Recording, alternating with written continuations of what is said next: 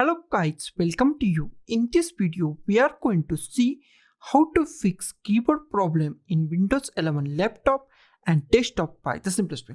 First of all, just go to the start and right click on your start. Right click on your start. Here we find settings. Just click on the settings. Here is the settings. Just click on the settings. Here is our settings. In settings, just find accessibility. Here we find at the right, we find accessibility. Just click it here. Scroll down.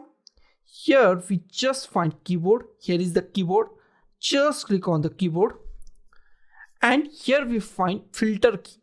Here we find filter keys. Just on this filter key. Now just go to this arrow. Just go to this arrow. Now here we find many options. But we want to off show the filter key icon on the taskbar. Just off show the filter keys icon on the taskbar. Off this and close this. Now just go to the start, power button, restart your PC and your keyboard problem is solved. So guys, this is the simplest way to solve keyboard problem. So guys, thank you for watching this video. Don't forget to like, share, comment on this video and don't forget to subscribe this channel. Thank you guys.